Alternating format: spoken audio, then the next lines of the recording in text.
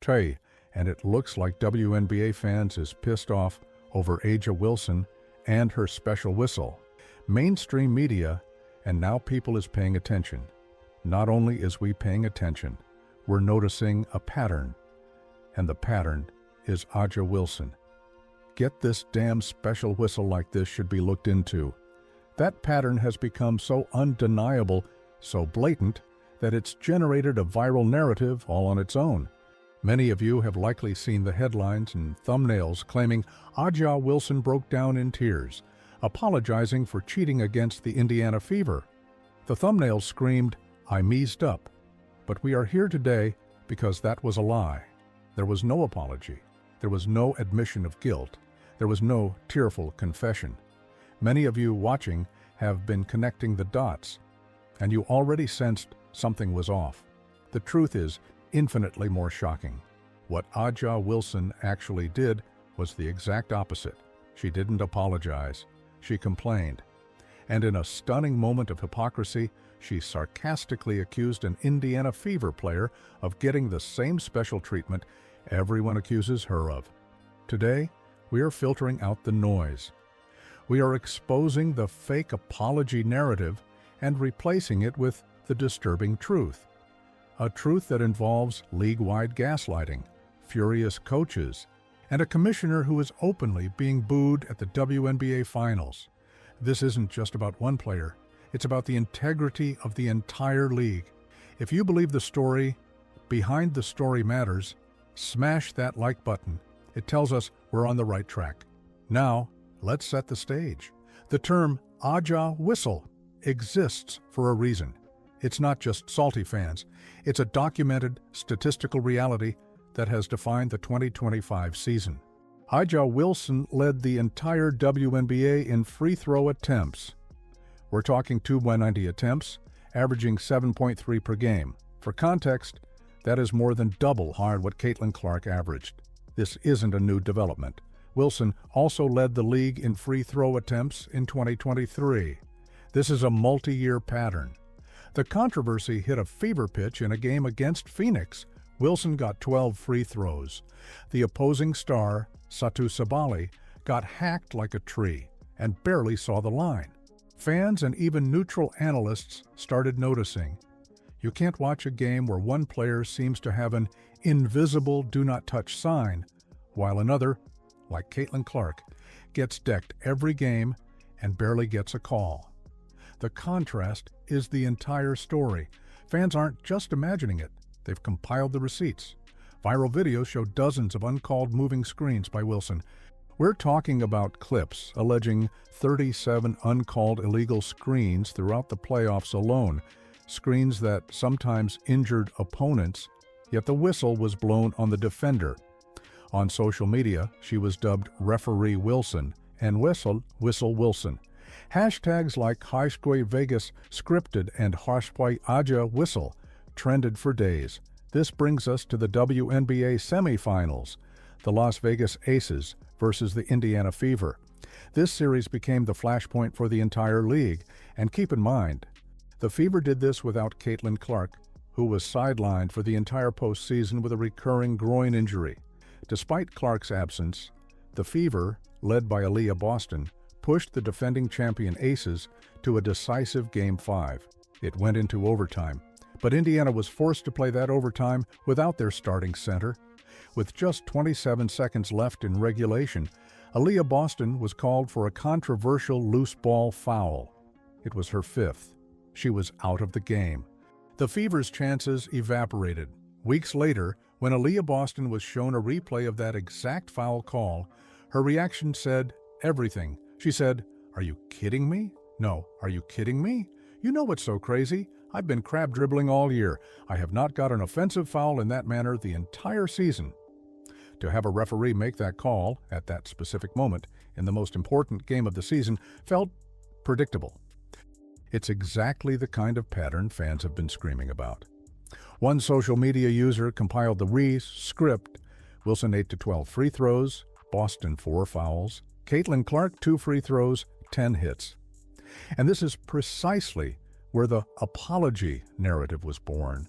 Channels and social media accounts Seeing the outrage, fabricated stories that Aliyah Wilson felt so guilty about this win that she broke down and apologized. But again, that is a lie. Here is what really happened.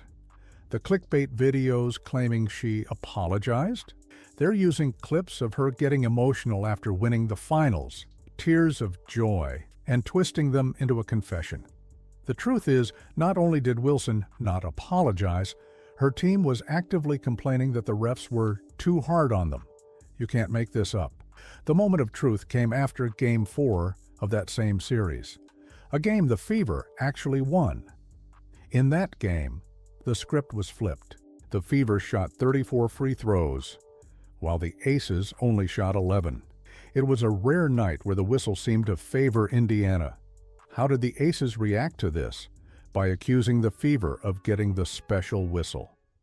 In the post-game press conference, Aliyah Wilson and coach Becky Hammon were visibly irritated.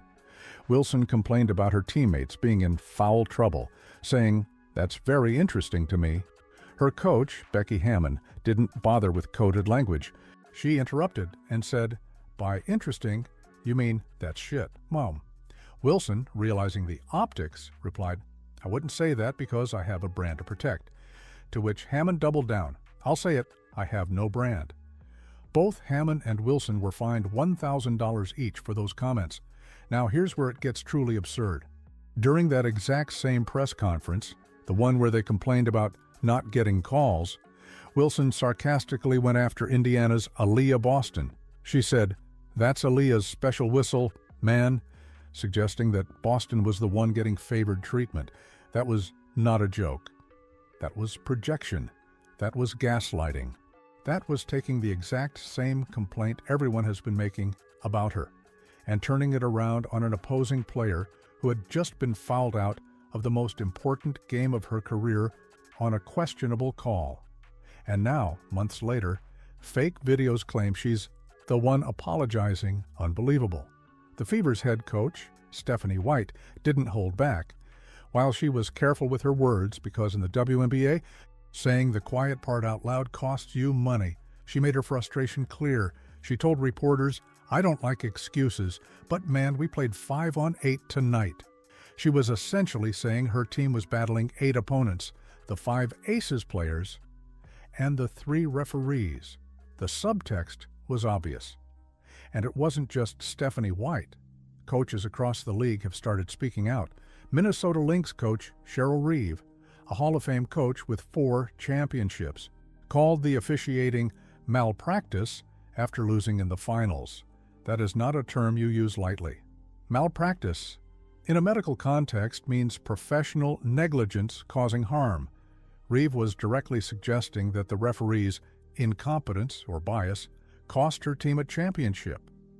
The league fined her $10,000 for that comment. But here's the thing. Coaches only speak up like that when they believe the system has failed beyond repair. They know they'll be fined. They do it anyway because the integrity of the game is at stake. And here's what makes it even worse.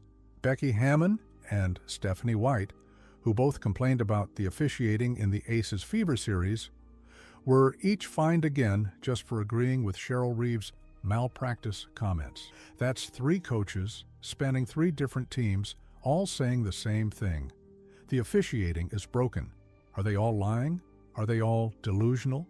Or are they all seeing what the fans have been screaming about for months? Now, before we go any further, let's address the inevitable counter-argument.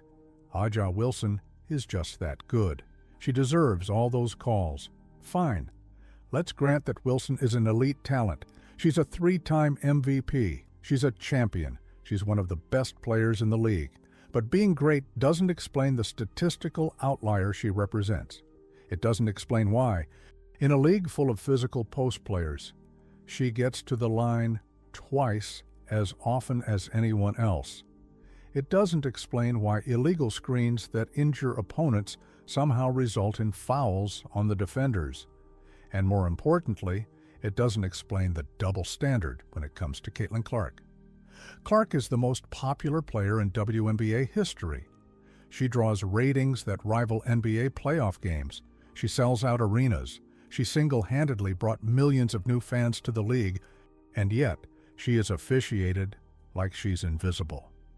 In her rookie season, Clark was averaging 3.2 free throw attempts per game. For context, that's less than half of what A'ja Wilson averages. This despite the fact that Clark drives to the basket constantly and absorbs contact on nearly every possession. Videos of Clark getting hammered with no whistle have gone viral dozens of times this season. Fans have compiled montages of uncalled fouls against her that would make an NBA enforcer blush. How do you reconcile a league where one star is protected like they're made of gold, as one anonymous player put it, while the league's biggest draw, Caitlin Clark, is treated like a rookie heavyweight? What do you think is more damaging, the A'ja whistles itself, or her complaining the one time she didn't get it? Let me know your thoughts in the comments below. Connecting the dots reveals a narrative the WNBA does not want you to see. Many fans have theorized that the Las Vegas Aces are the league's designated money team. They are the dynasty, backed by casino money and Mark Davis, valued at over $310 million. The theory suggests the league box needs them in the finals to sell that dynasty narrative. Give the ball to aging, get out of the way. It's all the play was, and I'm appreciative that Becky trusts me in those moments. But those stats, playoff basketball moments, those are the moments that you live for. That's the brand. The clutch player, the winner. But fans are now questioning how many of those clutch moments were secured by a timely whistle.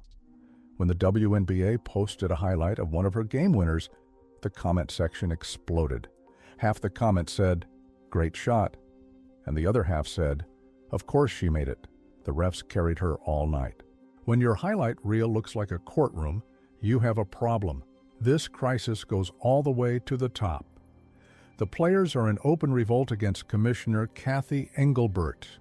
Minnesota Lynx star Napheesa Collier flat out called the league leadership the worst in the world, citing officiating as a primary grievance.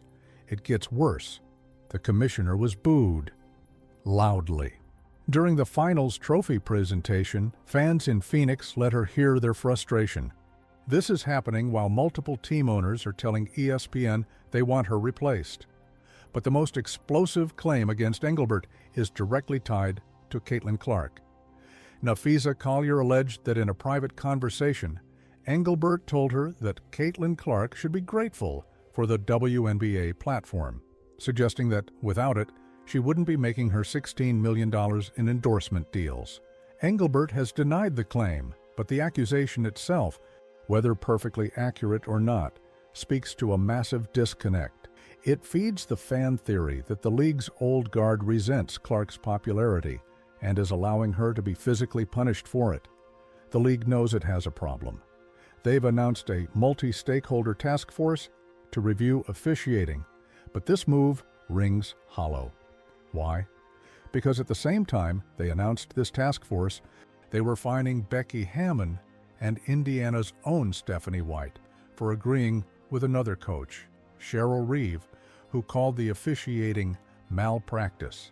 So, to be clear, the league's solution is to investigate the problem while simultaneously punishing anyone who speaks publicly about the problem. This entire storm is brewing at the worst possible time for the league. The WNBA's collective bargaining agreement, the contract with all its players, expires on October 31st, 2025. That's just days away. The players' union, led by veterans who are tired of this, now has all the leverage. They can demand systemic reform, accountability, and better pay, all while pointing to the A'ja whistle and the unprotected status of Caitlin Clark as Exhibit A. In the end, the viral apology narrative was fake, but it exposed a truth the league has been trying to hide. A'ja Wilson won her third championship, completing the dynasty. But as fans flood her social media calling her Referee Wilson, that trophy now comes with an asterisk.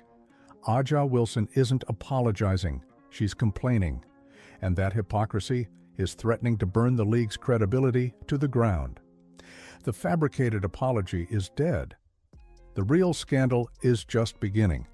If you're tired of the official narratives and want the real story, hit that subscribe button and turn on notifications. We are just scratching the surface. With the CBA negotiations set to explode and multiple owners reportedly calling for the commissioner's job, the entire power structure of the WNBA is about to be rebuilt, and we'll be here to track every single piece.